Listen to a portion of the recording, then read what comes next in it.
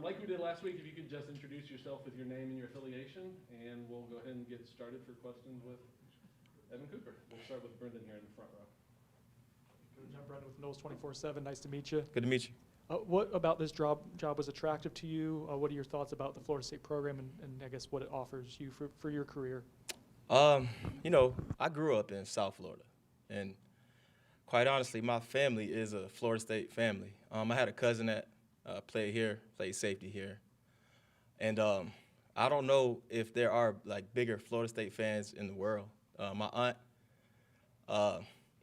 it was her birthday this summer, and I called her and I said, "Hey, Aunt," her name's Catherine, Auntie Cat, and I said, "Happy birthday! I want to come see you." She was like, "Yeah, come on, baby, love to see you. Just get here before the game start."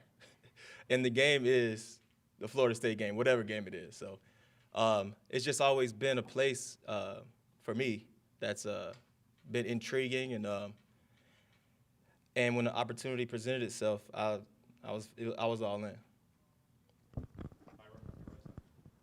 I had another question. Someone asked too. Yeah. But who was your cousin that played safety? Shevin Smith. Oh, okay. He has so he has a older brother named Al, and a younger brother named, we call him Pumpkin, and they will not let me forget about Florida State and Osceola and Renegade, everything. So it's been that way my whole life. So. And I wanted to ask you, you and Coach Knighton obviously go back to your playing days. Yeah. What was your relationship back then, and how cool is it to be working with him 20 years later? I mean, our relationship, has grown, but we've always been kind of tight. He was my roommate, and we kind of navigated college life together, and then we actually first started working together in Carolina for the Panthers, and then Nebraska, and then now here again. So it's always good to have some familiarity and a friend. It's good here. Hi, Coach. Peter Holland, Tallahassee Democrat, also South Florida guy. Yes, sir. I'm Mike Norvell, making with the coaching changes and being your Florida guy, and also adding Surtain and adding Coach Harris as well. How much he's really emphasized of getting more Florida guys and getting a chance to recruit more Florida guys to come here. Yeah, getting to know Coach Norvell, he's more of find the right guys, find the right fit that mixed with the talent, good guys for the locker room, and South Florida guys and Florida guys in general, they love football. So I believe if you love football and you're a pretty good person, Coach Norvell will be interested. So to put an emphasis on the entire country puts an emphasis on Florida recruiting in general. So it's just good to have that as our backyard. Can you break down the different safety roles in the defense? I don't know what the names will be here yet necessarily, but I guess, and then like what you're looking for skill set wise for each one. I could be here all day doing that. Not that I have like this overwhelming knowledge of it. I have some knowledge of it, but it's pretty technical. But mostly, the guys have, we always want guys that can run, that can see, play well in space, and track the football, tough guys, guys with deep zone experience. Some guys will have to play man at some point. We're pretty versatile, multiple in the back. So we got to have some guys that can actually play in space, I would say, probably the most important thing. Apologize, I was supposed to introduce myself. My name is Ira Schofel with warchant.com. Yeah, don't worry about it, man. Don't worry about it. I forget a lot of stuff too. It's all good. What was it about Coach White that you liked working with him and were attracted to work with him again? I mean, have you all met Coach White? Okay, so Coach White, a lot like Coach Norvell, like very enthusiastic, very much even keeled, same guy every day. I like that. I like to know what I'm getting into. I know for me, choosing a job is very, very important that people's ideals or what they beliefs align with what I believe in. And I believe you put the student athletes first. And we live I work in a servitude profession. I like to serve those guys. I want make sure that I'm putting those guys first and pushing them to be whatever they can be and trying to max out whatever God gave them. And I believe that's what Coach White stands for, and I believe that's what Coach Norvell stands for. So it's an easy transition for me. Chris, here in the front row. Chris Nee with Knowles 24/7. Say that again, Chris Snee? Chris Nee Nee, got it. with Knowles 24/7. What have you learned about the defensive backs, specifically the safeties that are already here on the roster?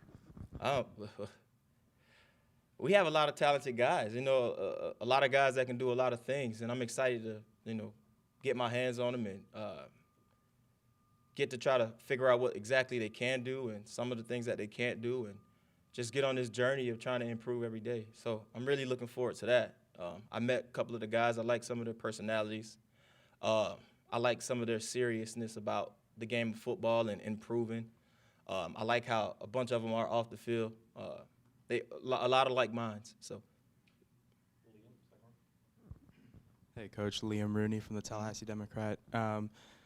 Talking about Florida State, there's a history, especially with the secondary, of a lot of great players coming through. Is that something that kind of excites you and maybe motivates you, especially coming off the season that they just had to get those guys, you know, those names kind of etched in stone with some of the greats that have come through here? Yeah. You know, honestly, I try not to look too far out ahead. Try to get, you know, I'm kind of narrowly focused.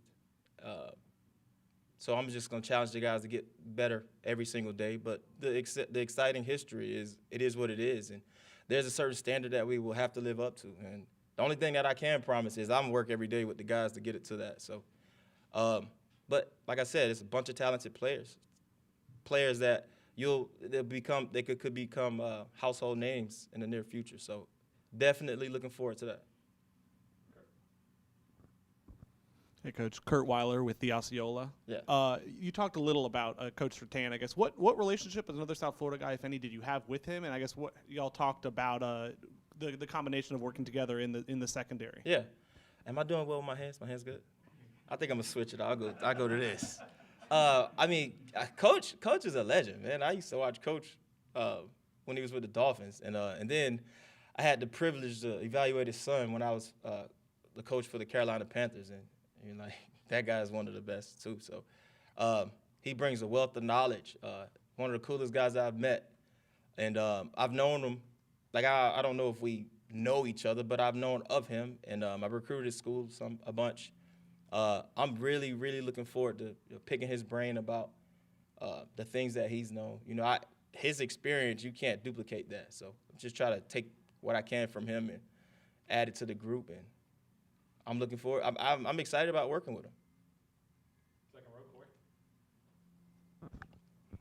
Corey. You mentioned Shevin. I don't know how familiar. I assume you're very familiar with his story, but Yeah. I'm pretty sure he was a walk-on that He came was. here and then ended up being a starter and a star and a Yeah. draft pick. Is that any way? I know that was look at 30 years ago now, Yeah. but is there any way to like use him as an example to some of these guys that haven't really achieved much in college, but they can be really good and they can be draft picks if they just keep improving? Can you use him as an example? Yeah, I mean, anytime somebody's had success, you know, I'm notorious for grabbing something from Kobe Bryant or some clip from the CEO from Google. I'm not sure, whatever. Those successful guys, I honestly don't think there's very much mystery behind being great. I think it's pretty black and white. I think it's 2 or 3 things that every successful person that I've been around, they share in common. And, you know, he actually played defensive end at Miami Southridge as a senior, and for him to make that transition and turn it into something, and he also graduated with an economics degree, so it was not, you know, there's no secret, just hard work, dedication, and almost an obsessive part to your craft. You know, that's the guys that I've been around. Like I said, like Stephon Gilmore, like he's exactly what you think he is off the field and in the meeting rooms and that kind of stuff. And Christian McCaffrey and our very own Brian Burns. Like, those guys, they're great for a reason.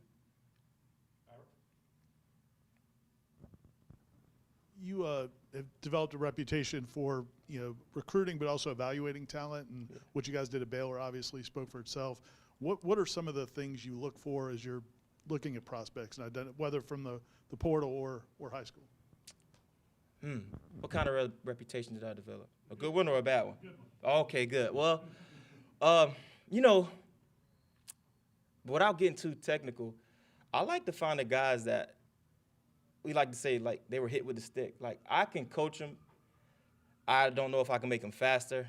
You know, we could build some muscle and some strength in the weight room, but I don't know if I can make them taller.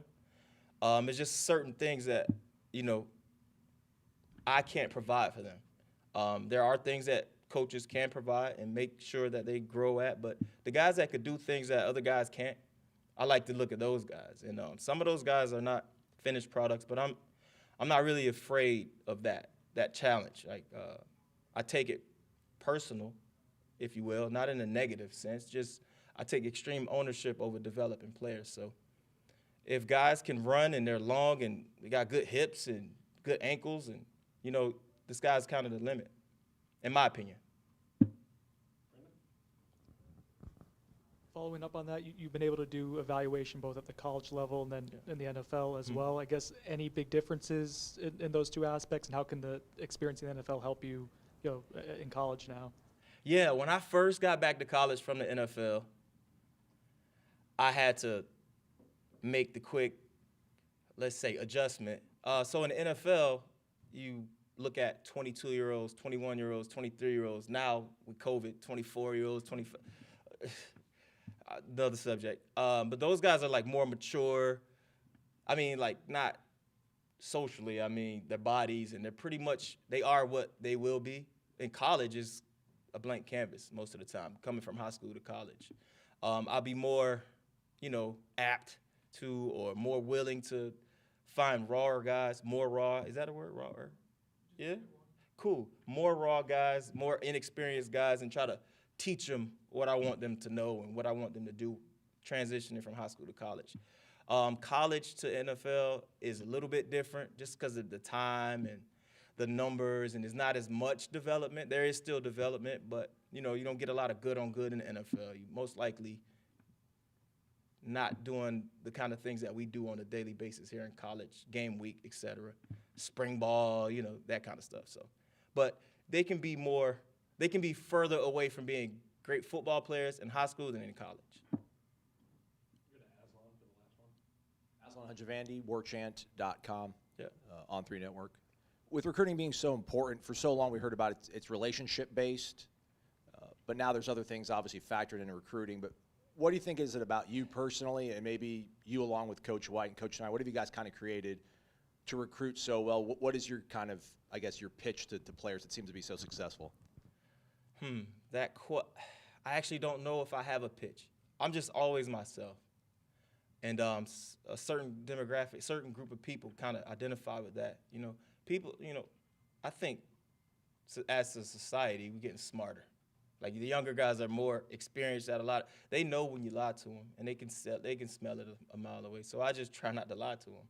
And I don't promise anything that I can't give them. I can't promise them a starting spot. I don't know how things work. I wouldn't be disrespecting the guys that I have in my room because those guys come first. But just the real conversations that I'm willing to have and the honest opinions. And I'm a relationship guy. I have a wife and 2 kids, and I love them. And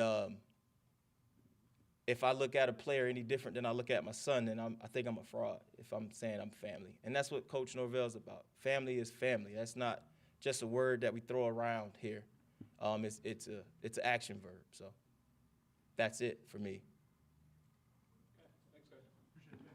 No problem. Thank you.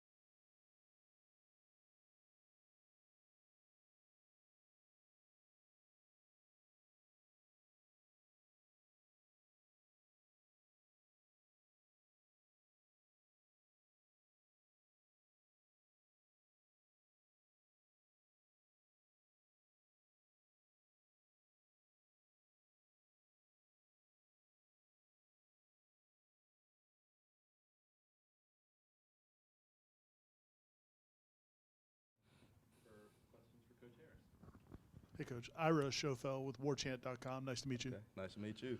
Good, man. Obviously, you've been close to, probably Florida State and a lot of Florida State alumni and things Yeah. like that. What's it like to be here, and what attracted you to the job? It's very exciting to be here. Number one, I think, it's Florida State, one of the top programs in the country, year after year. And just growing up in this state, what I've seen this program do, over the years, it's definitely a program that's always on your radar. If you get an opportunity to work there one day, you'd be really excited about it. So that's what attracted me to it. And then obviously Coach Norvell, the job he's done, Coach Miles on, my relationship with him. So there's a lot of familiar faces for me here too that really makes this an exciting opportunity. Come up front here to Chris.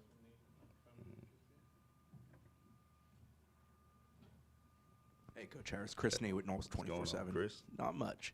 What do you look for in a wide receiver? Like, what's your type of receiver and the different roles that they can play in the offense? Well, I think number one, I don't think there's a particular type that we look for.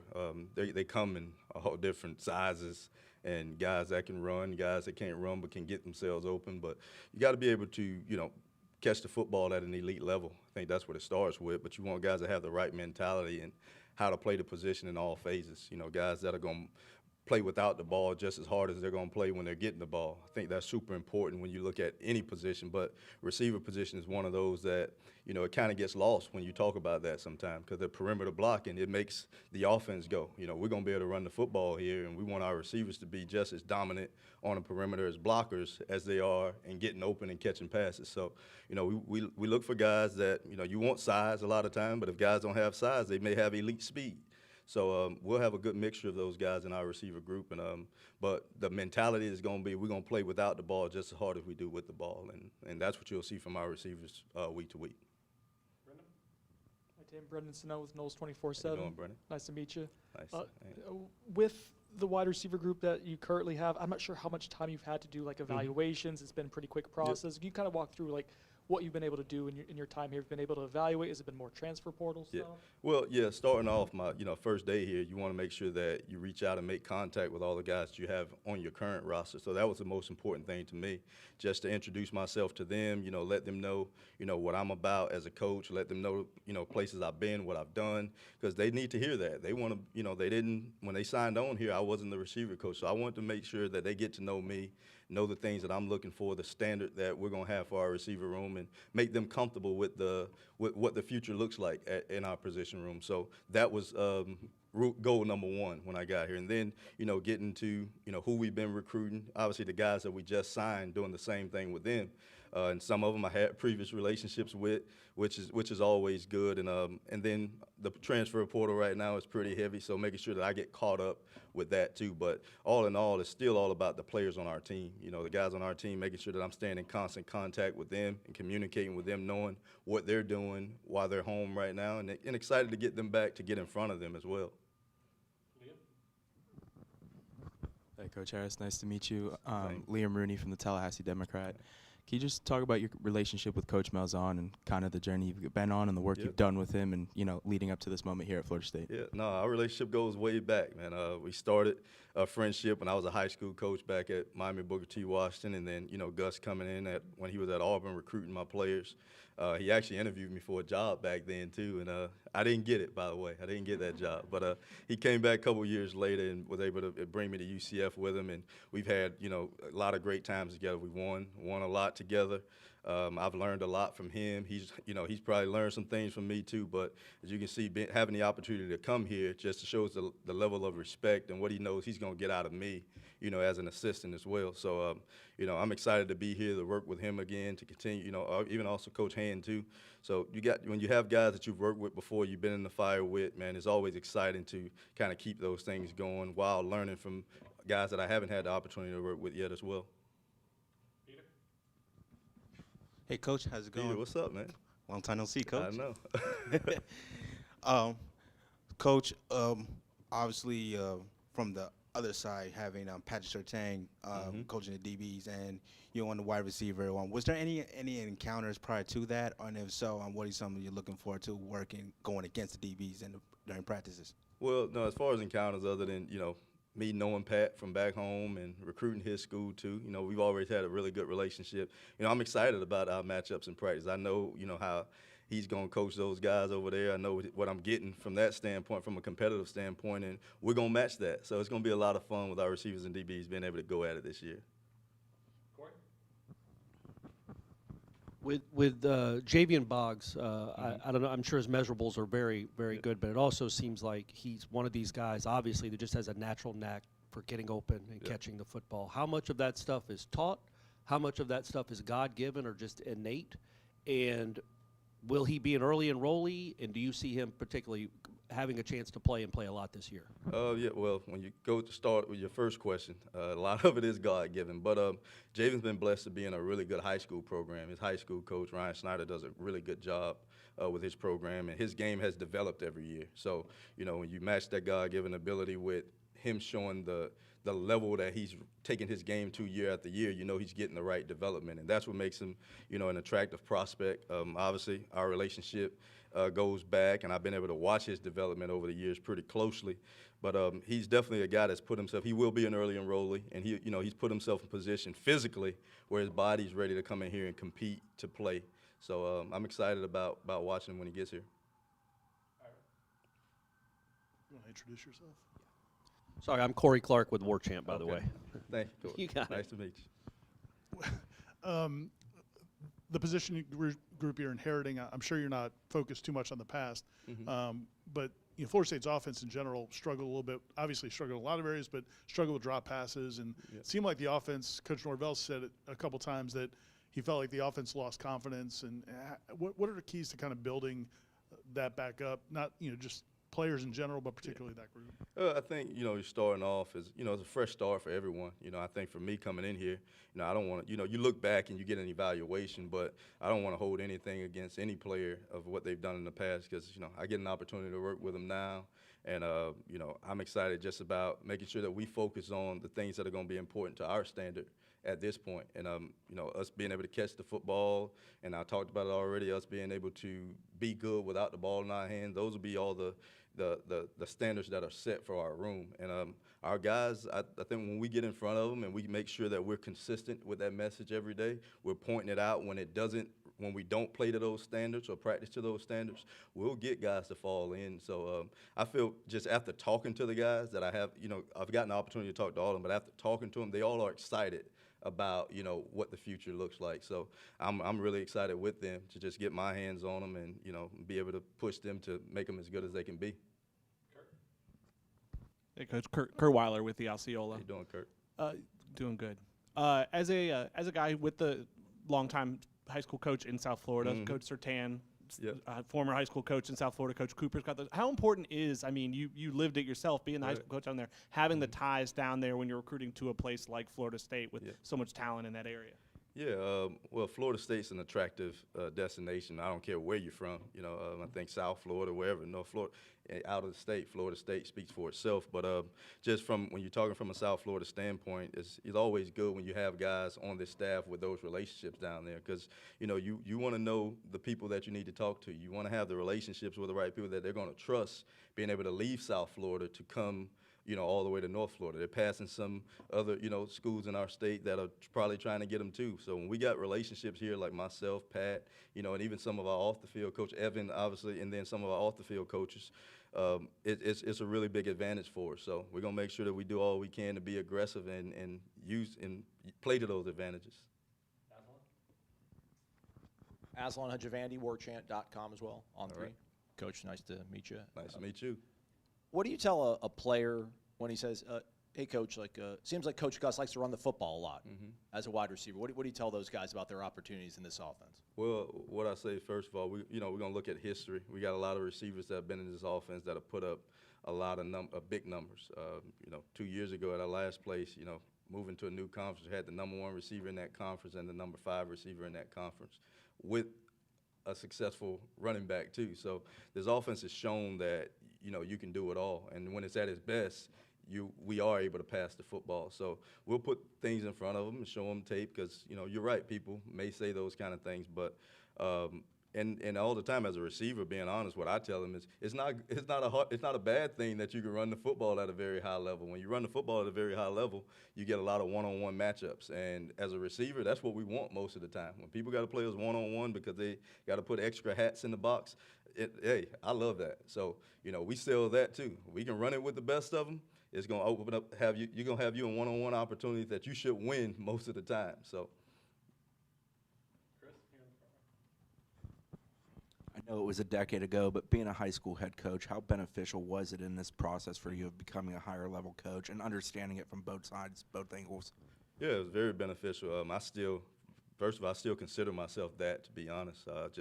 Obviously, those are my roots. I was born into high school coaching, so I spent most of my life around that.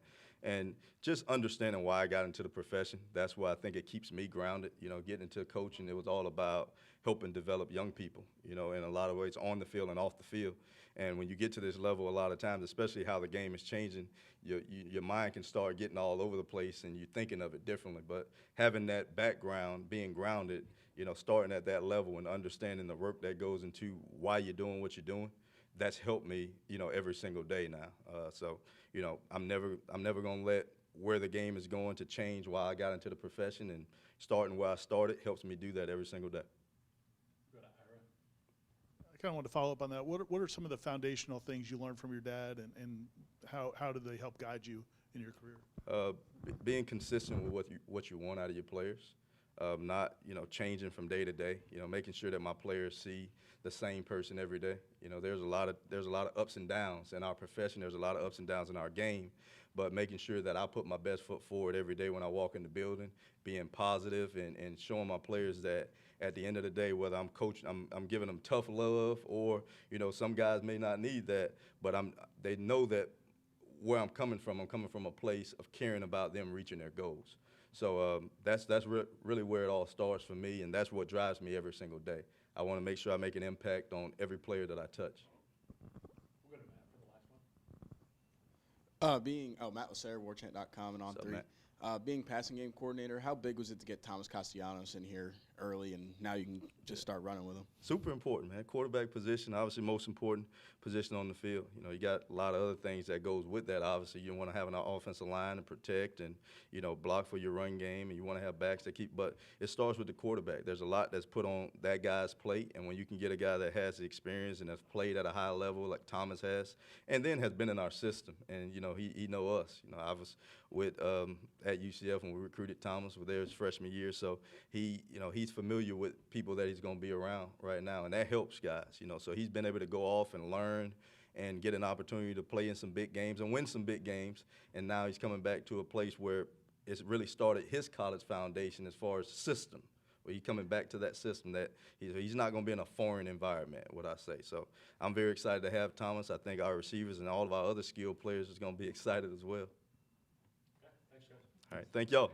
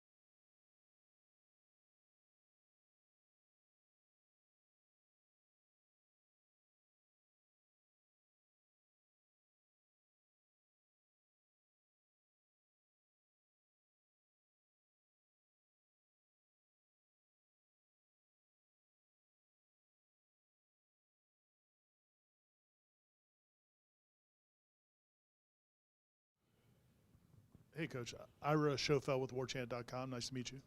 Likewise. Coach, you obviously coach with a lot of different head coaches. How much does that change your job and with different head coaches and offensive coordinators? And I guess is that the familiarity with Coach Malzahn?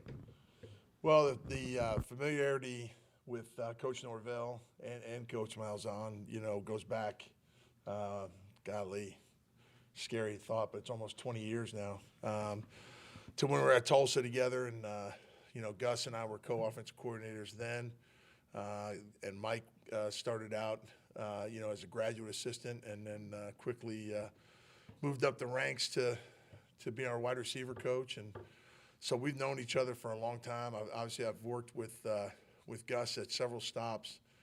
This is just second time working with Mike, but just super excited to get back with those guys, and we're all cut out of the same cloth, if you will. We believe in the same things philosophically from an offensive perspective, as well as philosophically when it comes to relationships with people. Because this is even though there's there's a business aspect to what we do, this is still about the people you do it with, and you never want to lose sight of that. And I know that that's ultra important to Coach Norvell, and it's ultra important to me that we have great relationships, as well as, like I said, just philosophically, the familiarity is awesome. Coach Brendan Snow with Knowles 24/7. Yep. Nice to meet you. Can you walk us through, or I guess, your early impressions of Coach Norvell when you first met him when he was a young up-and-coming coach, and what it's been like to kind of, I guess, from afar see his journey to this point? Yeah. Mike's he's a bulldog when it comes to, he attacks everything face on, which is awesome. What I mean by that is, when he was a GA for us, his energy, his enthusiasm, his passion for his role that we had him in was clear. He brought a lot of juice, brought a lot of energy to everything, and that's why he moved up the ranks even within our organization at Tulsa so quickly. I go back to when Mike was a GA, and he was one of our best recruiters, but he couldn't go on the road. He wasn't allowed to go on the road, but he signed some of our top players. I think of Damaris Johnson from out of Destrehan, Louisiana, and Mike was the primary recruiter for him, even though he's a grad assistant. And you kind of knew early on, that he was going to be a force in the industry. And then to watch from afar, I've always been, when you work with somebody and you have those personal relationships, it's you stay in touch with them. It's not like Coach Norvell and I haven't, spoken in the last 20 years. We talk, we'd see each other on the road recruiting, or we'd see each other at the, national convention, or, you'd have some big life event, like, you got kids, or, your kids are graduating from college or high school or whatever, or it's a birthday, you're shooting them a text, or, that sort of stuff. We've always been, our relationship has always stayed steady throughout the years, but now to get it, to be able to watch his progression has been awesome. Very, very proud of him and all the things he's been able to accomplish. And now I'm excited to work with him again and help us go to even greater heights.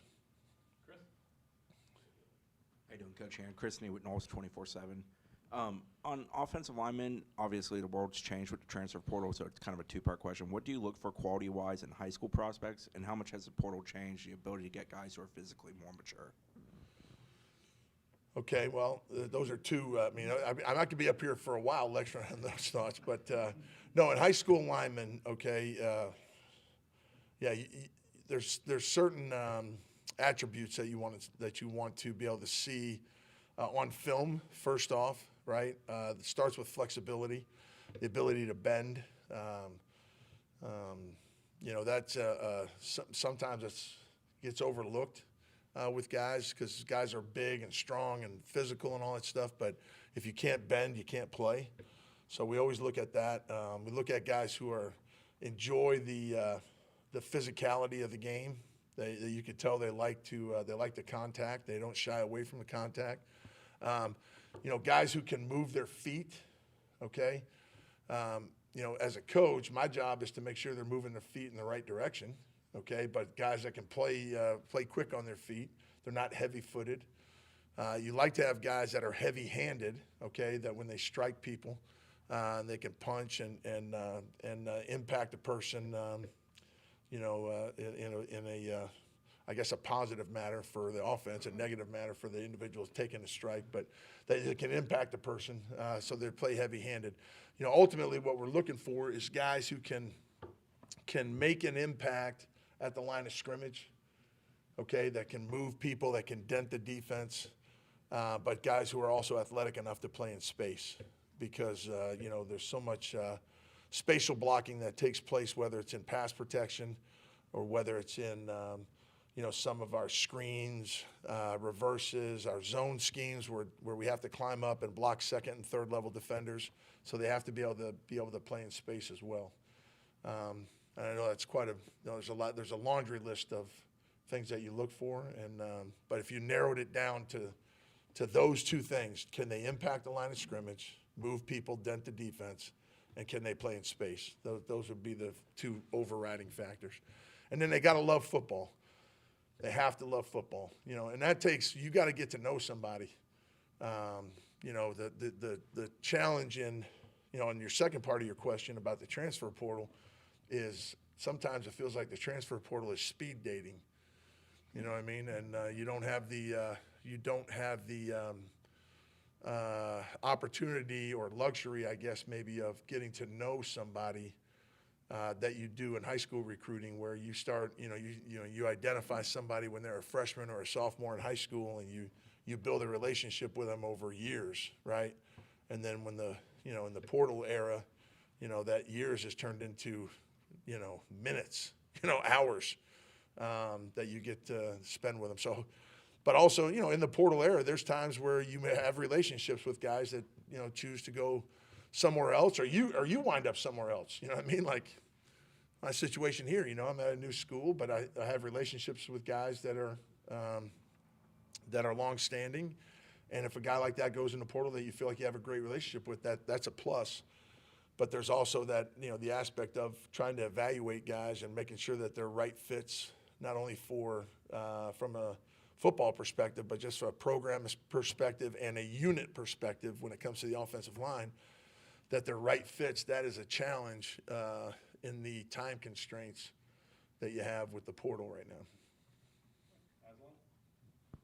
Aslan Hajavandi with WarChant.com on 3, Coach. I guess to pick up that conversation there, can you look at tape and figure out a guy could maybe be better than a guy that you've actually had your hands on with and coached for the last few years when it comes to evaluating a transfer prospect? I think that there is, that's a great question, by the way, okay, because, you know, when you look at guys that are coming out in the portal, okay, the common theme that you hear is that when the guy goes into transfer portal, they're looking for basically two things, right, which is opportunity and development, okay? And, you know, certainly the opportunity piece is a lot easier to evaluate because, hey, if you've got a need, right, and you can go out and you can fill your need with a guy that you're watching, okay, well, this guy's, you know, a pretty good player on film, and you know, you feel good about, you do the research on him, you find out who he is as a person as best you can. You know, you're trying to dot your I's and cross your T's on all that stuff. But if there's opportunity is just filling needs, okay? So if we have needs, we got to go fill those needs, all right? Now, the development piece, that's where you get into the details of everything. And, you know, I have a lot of friends in this profession, okay? We all do. But O-line coaches, you know, we have, it's almost like a brotherhood, okay? And so when you see a guy in the portal and you know who's coached him and you know how he's been coached and you know what he's been coached, you know, when a guy talks about development, okay, I want to get developed. Well, I'm like, well, dude, your O-line coach is one of my best friends. You know, I'm not going to sit there and say you haven't been coached because I know you've been coached. But now here's what maybe that guy needs is maybe he needs a fresh approach. You know what I mean? Or maybe there's a, when you coach a guy, okay, you look at him, you know every wart that guy has. You know everything, every little thing that's kind of wrong with him, okay? All right. When you start evaluating, like, the national scope of things, and you're looking at all these players, and then you look at maybe some guys that you know a little bit better than others, guys that you've coached in the past, and you start going, man, my guy that I know, he's not as bad as I thought he was. You know what I'm saying? Because you're looking at it every day, you know, and you're nitpicking every little thing, and that's how it's got to be. You got to be an attention to detail guy, okay? But I think sometimes as coaches, we tend to focus on, you know, and I say we, okay, we tend to focus on, and I say we as coaches in general, we want to fix things. We want to solve problems with players. And what I mean by that is technique, fundamentals, you know, communication progression, all these little things that it takes to operate, okay? And you spend so much time focusing on what's wrong with a guy that sometimes you miss out on what's right with him, okay? And so in the transfer portal, there may be a guy's feeling like, because I know a bunch of O-line coaches out there, and they're all really good coaches, you know, but maybe he's feeling like he's not getting he just needs a fresh start, you know what I mean? And so I don't ever want to get into a situation where, you know, we bring a guy in here from, you know, whatever university, and the guy says, oh, I'm so excited about finally getting developed. I'm like, you know, you've been getting coached, right? Now we're going to do our best to help you and maybe help you progress along. But there's a lot of really good coaches out there, and and sometimes in this transfer world, that gets lost as well. You know that I'm all about opportunity and development, but you know, I also am never going to disparage another coach who's been working with a dude. Does that make sense? I know I probably got off tangent a little bit right there, so I apologize if I did. But Matt Lacer with warchant.com. Kind of a two-part question. You talked about Mike and knowing him as a GA. Is it kind of weird that, like, that guy's your boss now and having to work under him? And looking around, you're big into cooking. Have you gotten to cook for anyone on the team yet? Or are you excited to? Like, what do you think that first meal could be? Yeah. So the first part is, no, I'm fired up to work with Mike. We have a great relationship, like I said, and you know, when you're in a room with somebody and you spend as much time together as you do when you're on a staff, whether a guy's a GA or whether the guy's the head coach or whether he's the student assistant or whatever, you develop such a level of respect and admiration for guys because of what they're doing in the room. Does that make sense? So even when Mike was a GA, he brought tremendous value, just like our GAs. I've been really, really impressed with Dimitri Emanuel, who was a student assistant here, and also Ben Miles. Those guys have been like, you know, as soon as I set foot on campus, they've been with me and have kind of, you know, walking me, just making sure I'm in the right place at the right time, and you know, because. But they've been taking care of me, and those are two young coaches that I've already got a lot of respect for, you know, and I'm excited to work with those guys, just excited I am to work with Coach Norvell. And so it's not really weird that he's the head coach now.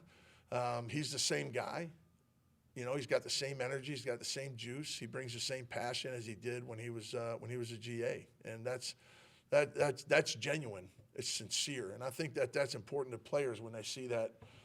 He's not a fake person, you know what I mean? He's a very sincere person. That's just who he's been, who he is and who he's been his entire career. And I can vouch for that because we had him at the beginning, and he's the same dude, you know?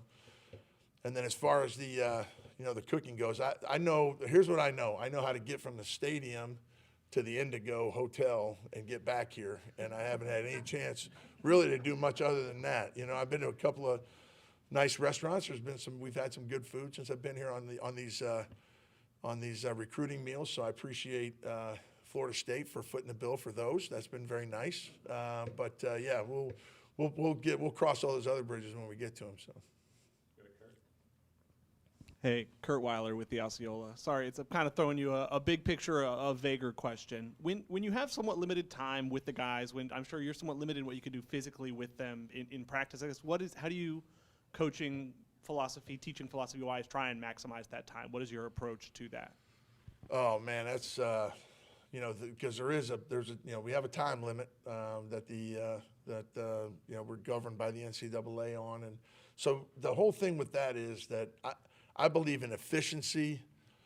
You have to have a great plan every day. You have to have a great plan of how you're going to attack the day. And so when I do get a chance, I haven't had like I said, I've been back and forth to pretty much the hotel and all that stuff. I've already met with when I do get a chance to work with our guys on the field, which I have not had that opportunity yet, obviously, because we haven't had practice or anything, but I have met with them. As soon as I got hired here, one of my first priorities was to meet with the current players, because we're in the middle of all this transfer stuff and recruiting and all that, but we have players on campus that are important to us.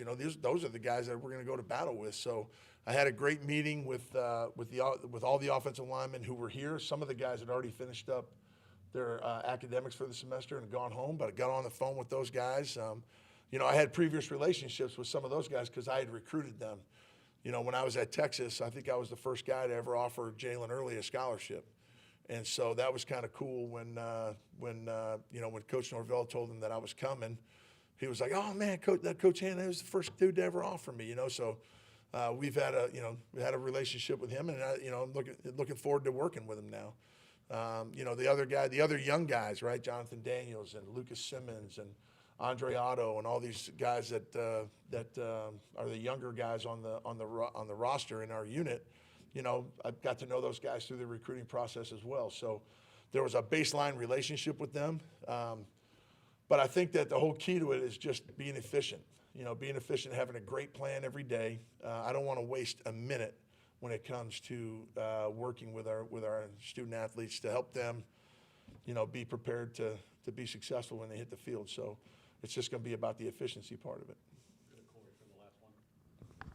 Corey Clark with warchant.com. With your track record and Coach Malzahn's track record, you guys run the ball a lot and run it well. Yes. This offense did not do that well the last 2 years, really, but especially this last year. When you go into your room, how do you instill, I guess, confidence and belief that I don't care what happened last year, you guys are going to be good and we're going to run the ball no matter what it takes? Right. Well, it starts really from the I don't want to say from the ground up, literally. Okay. What I mean by that is football is a ground-based game. Everything starts with your feet. Okay. But we're going to start building this from the ground up too. So I'm not concerned with what's happened in the past. I'm really not. That's the past is the past for a reason, man. It's now, do we have to learn from the past? Sure. Because if you don't learn from history, you're doomed to repeat it, right? At least that's what they say, anyways. Okay. So yeah, we want to learn. We want to get better. We want to grow. But there's going to be a commitment to the run game. That's who we are. That's who we've been. Now we're not, going to pound our face against the wall. If the defense has 13 guys in the box, okay, you have to have answers. You understand what I'm saying? And that's always the challenge as well. And that's where you have to be able to use the run to set up the pass game. With our vertical pass game, our RPOs, things of that nature that we could take advantage of, matchups on the outside. But it starts with being able to run the football. And, we have an approach. We are an inside zone-based team. We have all the bells and whistles off the inside zone. But everybody in America runs inside zone. They really do it. So it's not about what you do, it's how you do it that matters. And the attention to detail and technique, fundamentals, the communication progression, getting hats on hats, and then having, we've got some really good running backs and, really excited about that room and having a guy that, a guy or two or three or however many we can have that, when we get them as a running back, all you're looking for is, can you get me in a one-on-one situation with an unblocked defender? Because you can't block everybody, okay? But when the running back has the opportunity to get one-on-one with a safety or a corner or whoever that his hat is, that he's responsible for, does he have the ability to make that dude miss and then get an explosive play out of it, okay? Because our goal up front is put hats on hats. It starts with our communication progression and making sure that we're targeting the right hats. And then it goes into technique and fundamentals, which we call the how-tos. Okay, you have who-tos and you have how-tos. Who-tos are scheme, right? That's, when you're an offensive lineman, the first thing you think of when there's a play called is, okay, who am I responsible for? How am I going to communicate that across the line, okay, up and down the line, make sure everybody's on the same page. And then you have how-tos, and your how-tos are your techniques and fundamentals. And then the ball's going to be snapped, dude, and we got to go ball out when the ball's snapped, okay? And then you got to do it again, and then you got to do it again, and then you got to do it again, and over and over and over again. You got to put hats on hats, man. And when you do that, good things happen. And that's what we're committed to. That's who we are. That's our DNA. It always has been. I cut my teeth, seems like 100 years ago, I guess, but back when I was at West Virginia with Rich Rodriguez and then Coach Malzahn and I got together at Tulsa, and then, I've been with James Franklin when we had Saquon Barkley when he was a freshman at Penn State. He ran for 11, a little over 1,000 yards for us as a freshman and probably missed 3 games. He had a little ankle sprain. He missed about 3 games. Now, he's a freak, okay? But, we've had great backs that have been beneficiaries of putting hats on hats up front. And that's what it's going to start with, so. Okay, thank you, guys. Good? Thanks.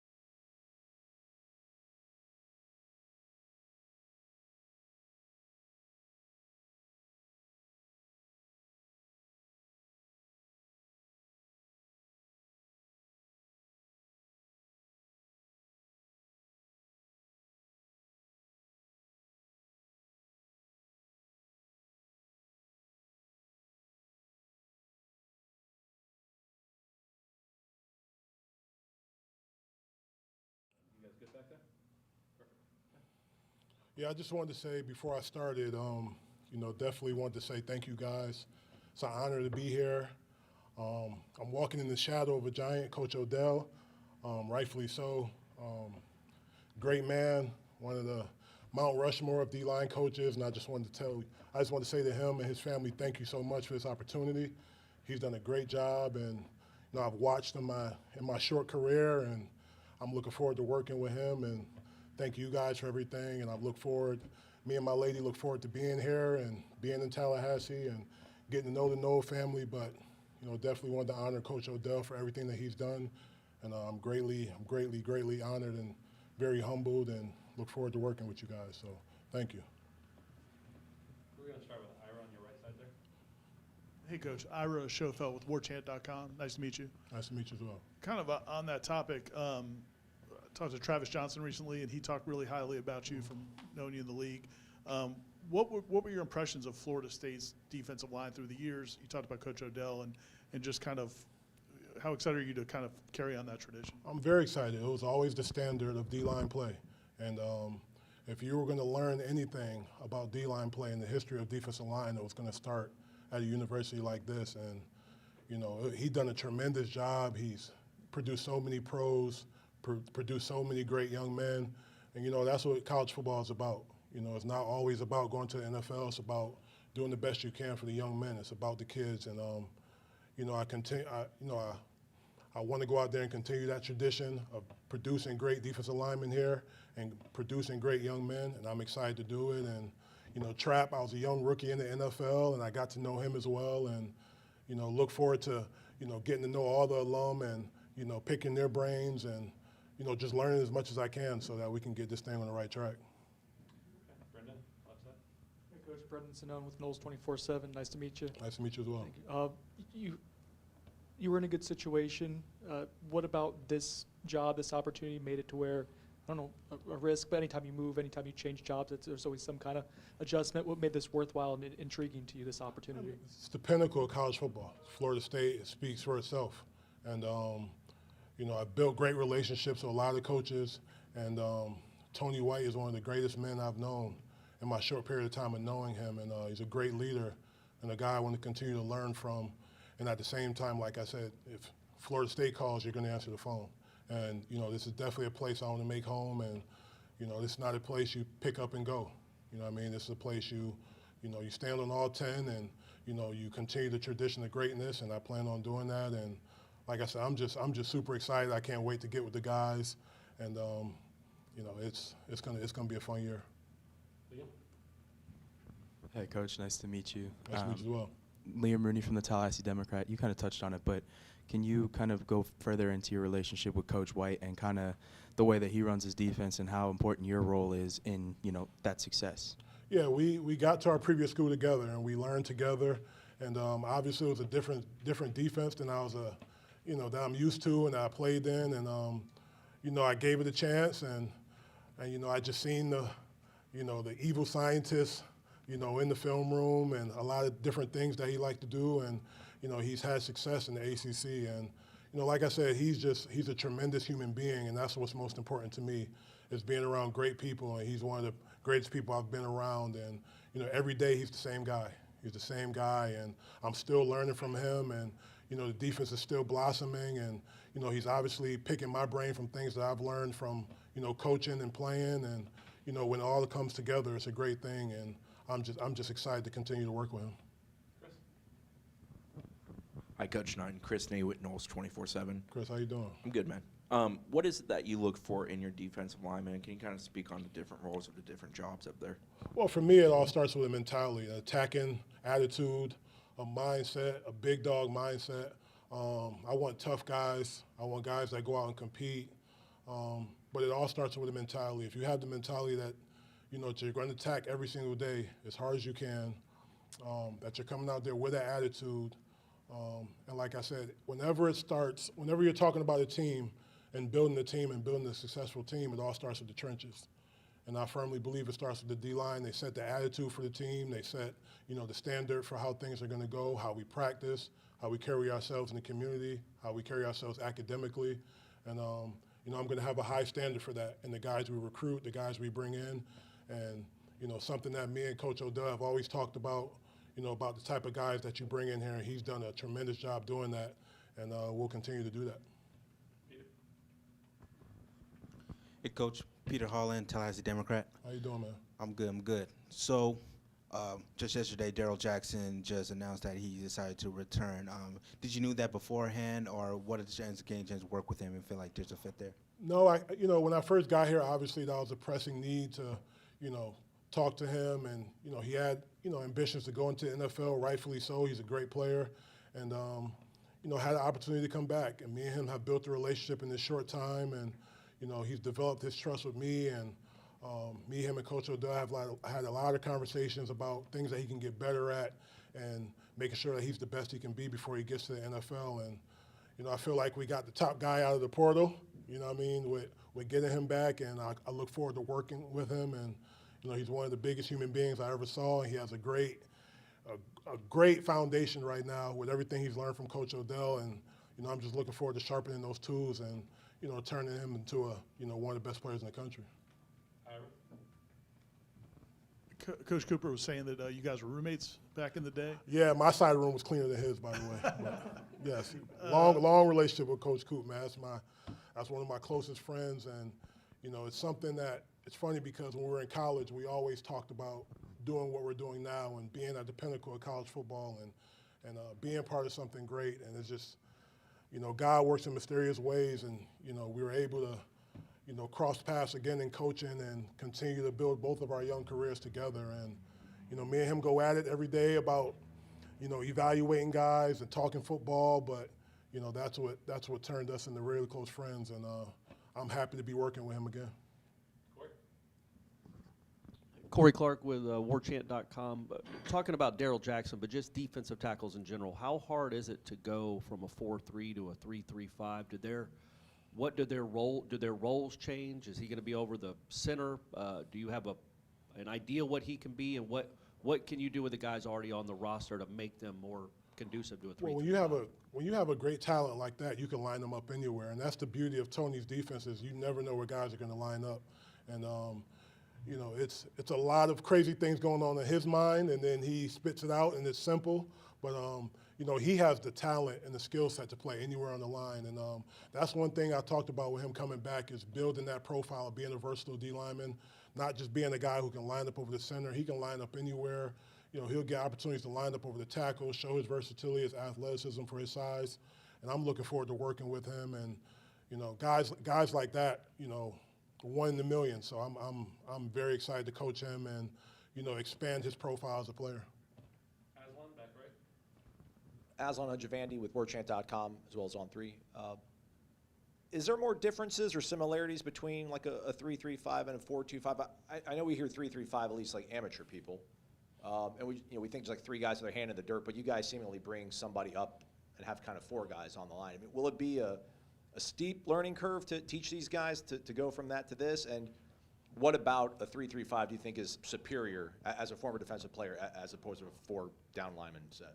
The beauty of it with how Tony calls it is you don't have to change personnel. You don't have to change the way you play up front. The call dictates what type of front we're in, how many DBs we have in, where guys are lined up.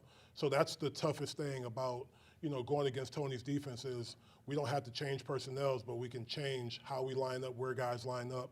But the playing style up front, we're going to be attacking, we're going to be vertical, we're going to be in the backfield, and we're going to stop the run on the way to the quarterback. So we're going to be attacking up front. And I look forward to coaching these guys. And Coach Odell has done a great job of, you know, recruiting, and we got a lot of good young guys with a lot of talent that I look forward to coaching and continue to develop. Ira. How much of defensive line play is bigger, stronger, and how much of it is technique or tougher? You know. Well, you always want the bigger, stronger guys, but you got to have guys that are mentally tough. You got to have guys that want to be coached hard. You want to have guys that want to be great. You know, a lot of things right now in college football are going away from football. You know what I mean? And we want to find the football guys, right? And rightfully so. The young men are compensated for what they do. You know, it's a business. It's a business, but at the same time, you want to find the guys in recruiting that are football guys and love what they do. And you know, when you sit down with these young men, whether it's in the transfer portal, whether it's high school kids, and you get to know them and their families, you really learn the type of kid, you know, that you're dealing with. And, you know, you just have to stay real diligent in the process and making sure that you're finding the right guys that have the right mindset. Because, you know, we're in the state of Florida. You're going to have great athletes everywhere. But you got to have the right guys that have the right mentality, you know, to go out and dominate every single day and that want to be coached hard. Keep them coming. Keep them coming. Keep them coming. Your social media presence. Yes. What attracted you to that? Like some coaches don't like social media. Why do you embrace it so much? I love it. I love it. I like having fun. The kids love it. You know what I mean? I wish I could say a little bit more on there, but you know, sometimes I'll just send a little picture and let people have an imagination of what they think I'm doing. But you know, I have a lot of fun with it. It's great for recruiting. You know, it shows that, you know, I have a personality, you know, outside of being a football coach. And, you know, some people like it, some people don't. But, you know, I'm comfortable in my skin. And, you know, like I said, I have a good time with it. And the high school kids, they always hit me up about it, like, Coach, you're too funny on Twitter and those type of things. So, you know, at the end of the day, it's good for them to see that, you know, he does have a personality outside of coaching. You know, and I was in those guys' shoes. And like I said, I enjoy doing it. And it's fun for me. It's fun. You talked about mindset. Coach Hand talked about trying to find guys that love football. Mm-hmm. Can you tell in a meeting with a kid or two, maybe spend an hour with them, if they love football or not? Like, how do you make that determination? Because it is such a big deal. It's a tough position. It's not always fun to practice to find guys that love it. How do you figure who those people are? Right. I think you have to do a good job of getting to know the people around them. Right. Getting to know their families. Getting to know the high school coaches. You know, getting to know their guidance counselors, asking, you know, are they trying to get better every day academically, right? How hard do they practice in high school, right? How hard are they going, you know, at these camps all over the country? You know, so it's a lot of things that you look into because, you know, you'll hear a lot of things and obviously, you know, you'll hear guys say, yeah, of course, Coach, I work hard, I do this, but, you know, you get to know their families, where their families come from and what their parents do, and, you know, you get a real close relationship with high school coaches, and like I said, just everybody that they encounter, you know, you want to get feedback on them on what type of young man you're getting. And, you know, first and foremost for me, I look for, you know, great young men that are respectable, right? And they respect people around them, they respect their elders, because if you're not going to listen to mom and dad, you're not going to listen to me. So, you know, I want the right young men in the program that are going to do the right things. Matt Lasser, warchant.com. Kevin Wynn's a guy who signed, I think, right before you got here. What have those conversations been like with him, and then what do you think of him talent-wise, having evaluated that? Right, and I think they've done a good job already recruiting him, and he signed here, and I didn't want to be too recruity in our conversation. I just introduced myself, and, you know, he's an impressive young man. He's really mature for his age when I had a conversation with him, but, you know, he's a grown man, man. He's a grown man. I love his demeanor. I love his temperament on tape, how hard he plays, and his athleticism, obviously for his size, and, you know, have a special relationship with nose tackles being so that I played the position. So I look forward to coaching him, and he's a guy that we're expecting big things from. And, you know, just in our short conversations, he's excited, I'm excited, and, you know, this is where he wants to be. So it was an easy conversation for us. Aslan Hajavandi with warchant.com. If you had a time machine, Coach, would you rather go back to see the moon landing or go to the 1995 Source Awards? I would definitely go to the Source Awards. Death Row South is in the building. I do not want to go to the moon. I don't really care what's out there. I don't, you know, before my time, I don't even know if the moon is real. You know, those are lunchtime conversations that we have, a lot of conspiracies and stuff, but no, yeah, you know, Death Row Records, we're in the building. Coach, do people still kind of approach you still remember you as Pot Roast? Or and if so, do you let your players will call you Pot Roast as well? The pot roast thing is never going away. It's never going away. I got family members who call me pot roast, players that call me that, people ask can they call me that. It's a name I got in Jacksonville, so I'm back in Florida now, so it's not going to go anywhere. And, you know, as a big man, you want a nickname, so, you know, just it could have been Shrimp Alfredo, Big Shrimp, Big Alfredo, so I'm glad I ordered pot roast the day I got that name, so I'm happy with it. I'm cool with it. You guys can call me pot roast if you like. We'll go to Kurt for the last one.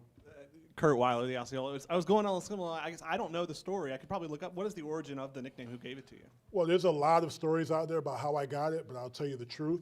I simply ordered it on the plane. It was dark on the plane. It was a 6-hour flight coming back from Seattle to Jacksonville, and, you know, Clint Ingram, who was a linebacker on the team at the time, you know, the flight attendant said pot roast. I raised my hand.